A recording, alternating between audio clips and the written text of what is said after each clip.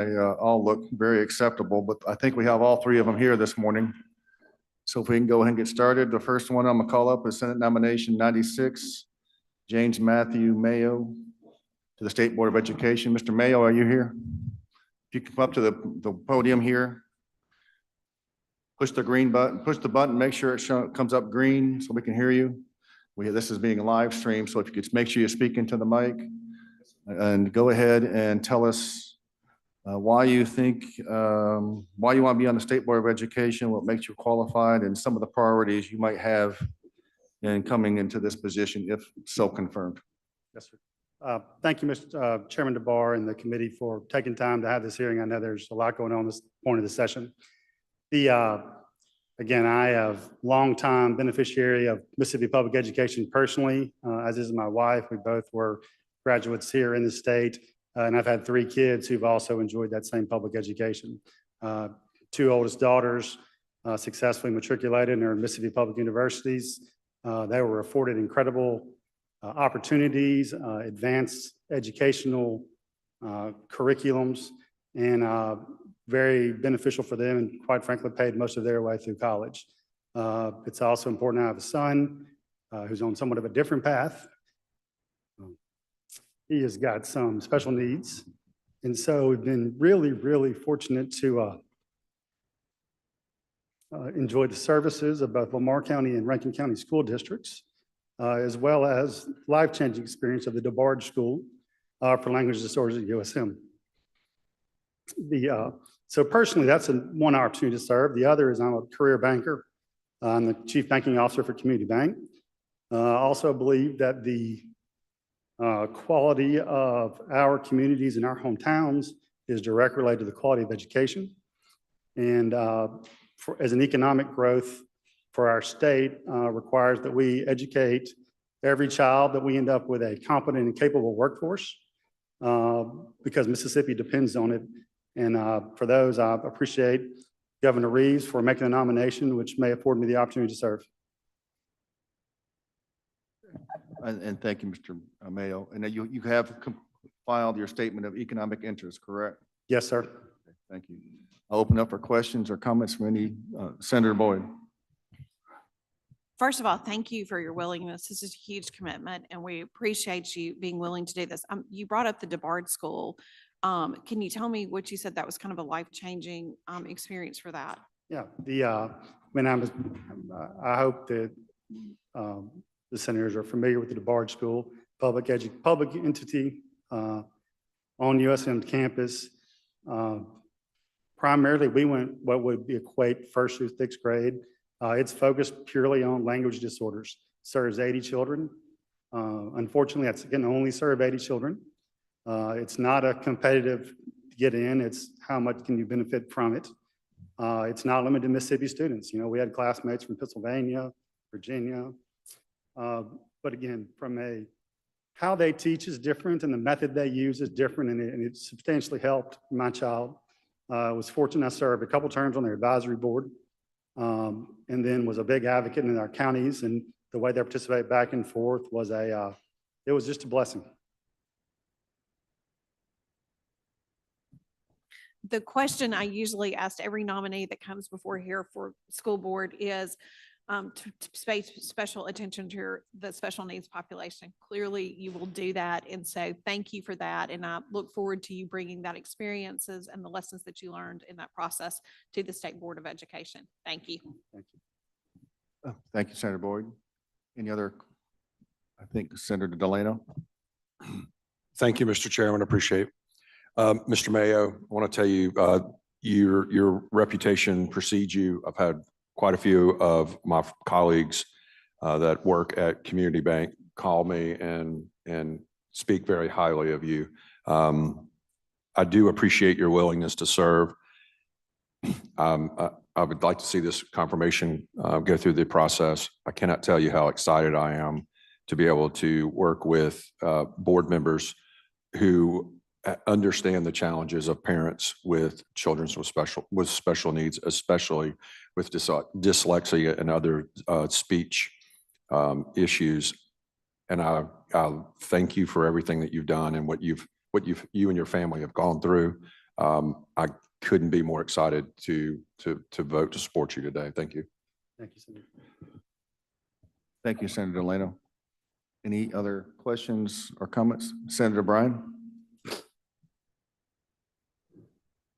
Well, since you're nice enough to come here and since I have a captive audience, I would just say briefly,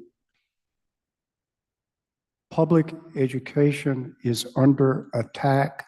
It has been under attack for years, and the attack is getting greater, and public education in this state is hanging by a thread. The opponents of public education have found it very clever to dress themselves in sheep's clothing and come up with all sorts of double talk and misleading words. But there is a well-funded, well-organized, continuing effort to replace public schools with vouchers.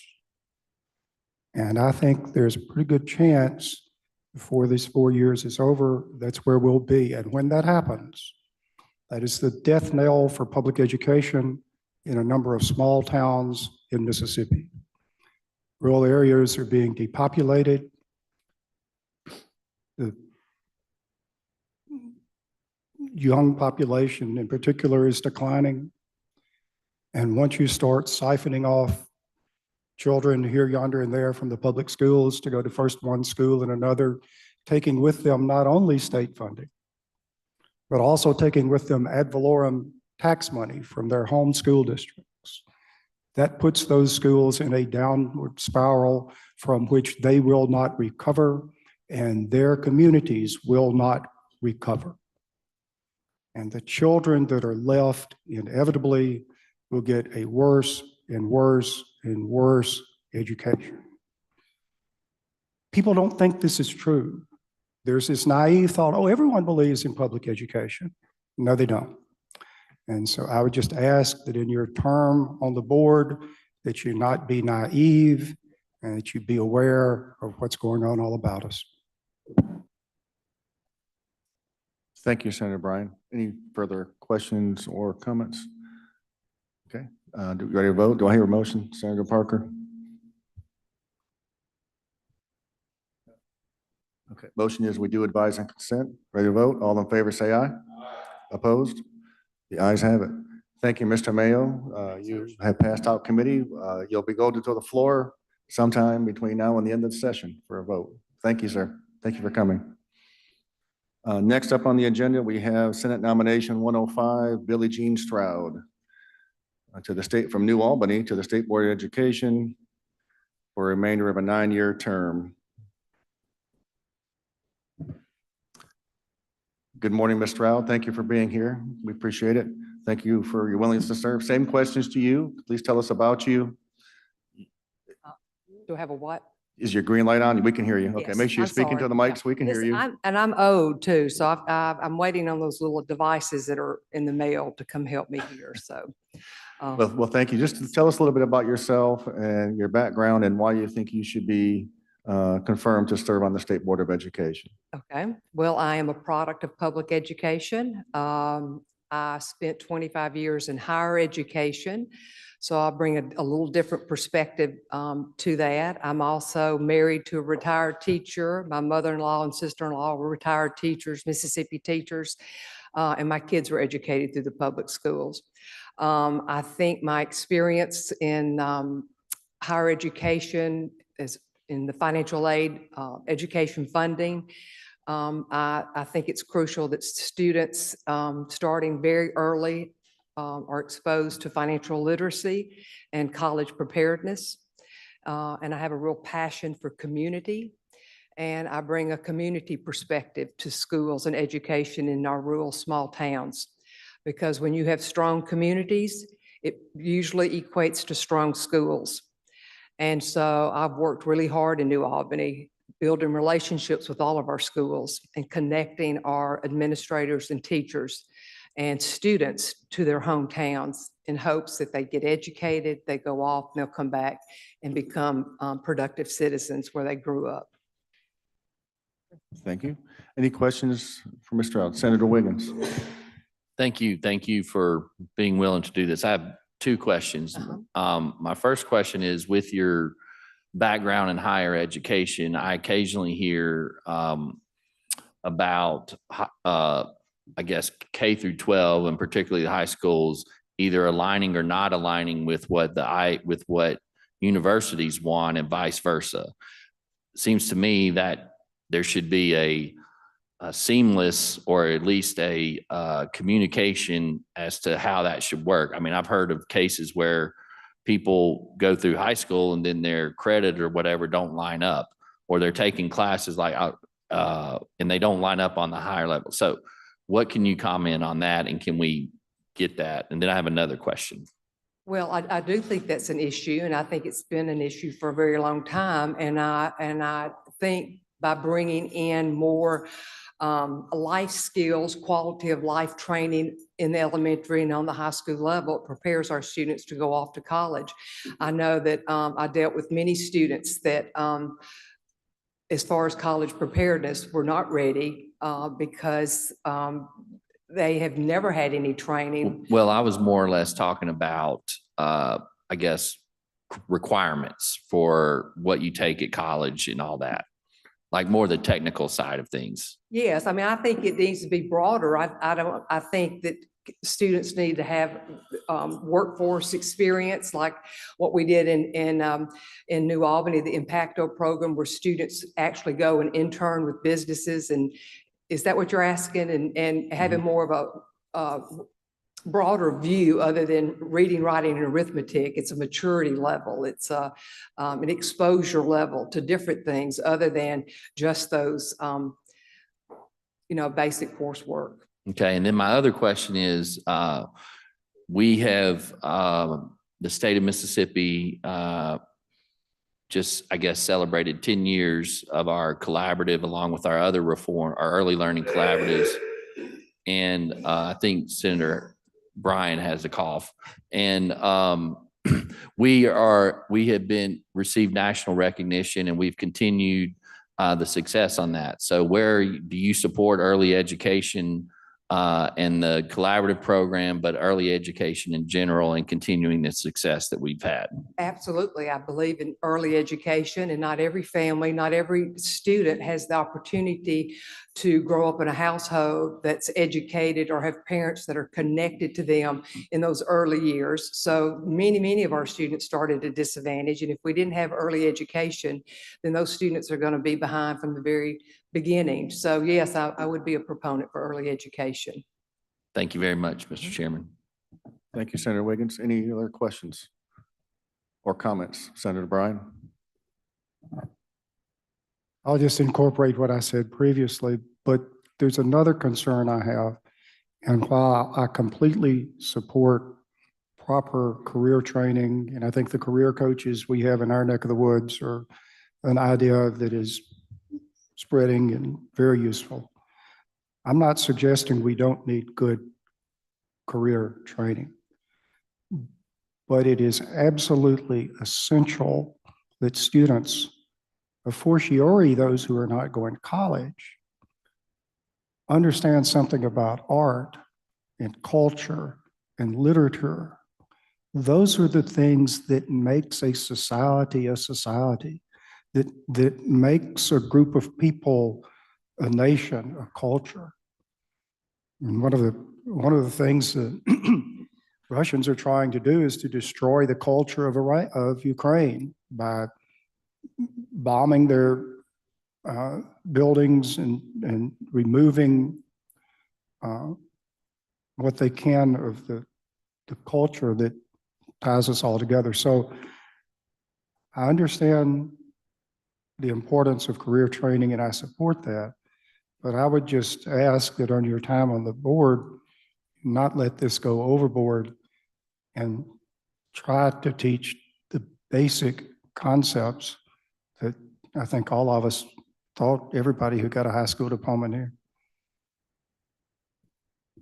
And I totally agree on that as well, because I am the mother of a gifted artist who never fit the system and needed those art and music and more of a cultural training for her to be successful in college. And anyway, I've dealt with that. So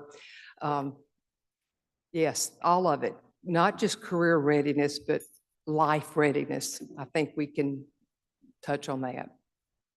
Thank you, Mr. Stroud. Any other questions or comments? Seeing none, I see Senator Parker makes a motion. We do advise and consent. All ready to vote? All in favor, say aye. Opposed? The ayes have it. Thank you, Ms. Stroud. Very much. We appreciate it. Pick up the last nominee is Senate nominee 101, Richard Sawyer from Ocean Springs to Educational TV or MPB. Mr. Sawyer, if you can come on up here to the well. Thank you, Scott. And I'll ask you the same questions I've asked the other two. Tell us a little bit about yourself, your background, and why you think you would be a good fit to serve on the ETV. Certainly. First of all, thank you, Chairman DeBar, and to this committee for having me here today. I'm really grateful to have the opportunity. My name is Richard Sawyer. I am an elementary school music teacher at Jackson Elementary in Pascagoula. I live in Ocean Springs. Have been on the board of directors for MPB for the last 4 years. This would be my second term. So I think I am suited for the position for several reasons, but I think I'm especially suited for the chair of the elementary education, in that I see a diverse group of kids every day. I teach a diverse group of kids every day. I see what they need. I see where they are. And I think that having someone in this position allows those of us in the profession an opportunity to speak to what is needed on behalf of these students. Senators, the students I teach are some of the most wonderful.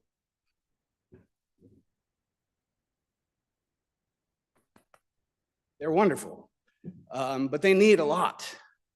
And so what MPB does, and what I really enjoy, is making sure that teachers have resources. That, to me, is what we do better than anyone else. We provide resources for teachers in the classroom to help these children so that they can have those life skills, so that they can get the art that they need to understand what it is to be a human being, so they can understand how to read and write and love it for that sake alone. Not necessarily because it's going to make them money, but because it will make them a good person and a member of society. My children are here right now, Emma and James. And when you're asked to serve by the governor, when you're asked to serve, you serve. So I'm modeling for them, and hopefully for all my students, that to be a member of society is to be in service to that society. Thank you, sir. Open up for questions to anyone or comments. Okay, well, we thank you for your service. I know my assistant reached out to you about filing your statement of economic interest, so you're going to get that done fairly quickly, or have you done it already? Yes, sir. Excellent, we appreciate that. Any comments or questions? If none, Senator Wiggins, make a motion. We do advise and consent. All in favor, say aye. Aye. Opposed? The ayes have it. Thank you, Mr. Sawyer. Thank All you you do, very we much. appreciate you. Senator Norwood?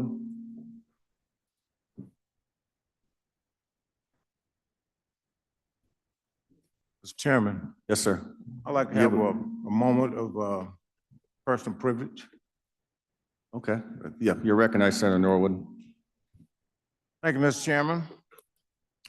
To the Senate Education Committee, I'd like to first of all thank the individuals that come before us this morning to be confirmed for their service and their commitment and their willingness to serve children and families across the state. However, I want to speak very briefly to a concern that being ignored could negatively impact public education in our state.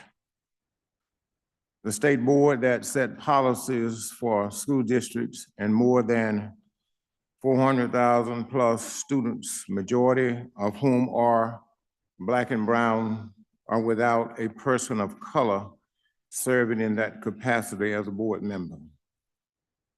So I ask the board and those that are here this morning, those that have been confirmed and have expressed their willingness to serve,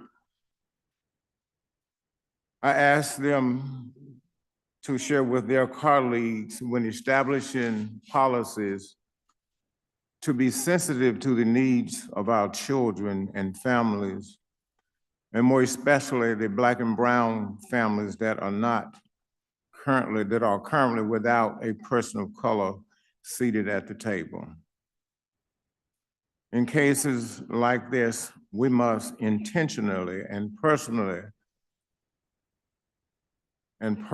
to lead and to make sure that all children, all families, all communities are represented and afforded opportunities to be successful. In other words, no child should be left behind. Mr. Chairman, I come this morning not representing any segment of our society. This statement is coming from me, Solly B. Norwood, a citizen of this state, a member of this community, and a supporter of public education in our state. Again, I appreciate you, Mr. Chairman, for your leadership, the board for its services, the state board and its membership and their commitment, and I wish them the very best as we move forward to keep Mississippi moving in the right direction to receive the highest point of success in public education in our state. Now, I remind you that one of my better friends is a member of the state board, and I've shared my concern with him. He is white American, and he is a Republican. But we've had a relationship going back almost 20 years when I was on the school board here in the city of Jackson. And I shared many concerns and confidential conversation with him to help me be the best leader in this district possible. And he did not fail me. And I trust that his leadership with the state board would also carry over and help to provide quality leadership as they serve and make policies for students throughout the state of Mississippi. I'd like to thank the board members gathered here this morning for your indulgence. I'd like to thank Chairman and the members present for your indulgence of me as I have these few words. Thank you, Mr. Chairman. Thank you, Senator Norwood. Anything further before we rise and report? If none, do I hear a motion we rise and report? So move. Thank you. We appreciate it. We are adjourned.